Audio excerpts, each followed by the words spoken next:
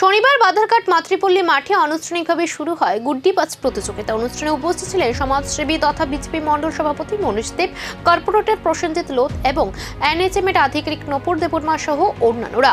এবারের প্রতিযোগিতায় মোট 24টি দল অংশগ্রহণ করেছে। দুদিন ধরে চলবে প্রতিযোগিতা, যেখানে বিভিন্ন ধরনের ঘুড়ি ও কৌশলের প্রদর্শনী দেখাতে পারবেন দর্শকরা।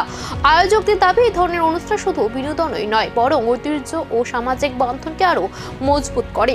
প্রতিযোগিতাকে ঘিরে ইতিমধ্যে এলাকা জুড়ে উৎসবের আবহ তৈরি হয়েছে। ছোট বড় সকলে ভিড় জমিয়েছেন মাতৃপল্লী মাঠে। আমাদের একটা খেলা ছিল, সেটাকে ওনারা পুনরুজ্জীবন করতে যাচ্ছেন এবং সর্বত করে যাচ্ছেন। তো এখানে উপস্থিত আছেন যে এই এলিমেটারের যে কর্ণধার সমীর সমাজপতি, এবং উপস্থিত আছেন আমাদের বাধারঘাট মণ্ডলের যে সভাপতি মনীশ দেব মহাশয়, এবং উপস্থিত আছেন আমাদের যুব মোর্চার সভাপতি দেবব্রত বিশ্বাস মহোদয়, এবং উপস্থিত আছেন আমাদের এখানে যে 13 নম্বর বুথের প্রেসিডেন্ট রতন ঘোষ মহাশয়, এবং উপস্থিত আছেন যে এনিমেটর টিমের পুরো যে টিমটা আছে এবং তাদের সাপোর্টিং স্টাফ আছে, যারা আজকে এটাকে সাফল্য করার জন্য নিরন্তর প্রয়াস করছেন দীর্ঘদিন ধরে।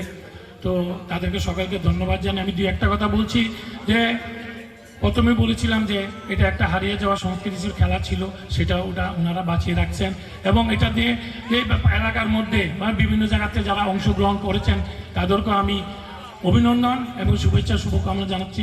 বাধারঘাটে গুড্ডিবাজ প্রতিযোগিতা ঐতিহ্য আর আনন্দে মেতে উঠেছে গোটা এলাকা।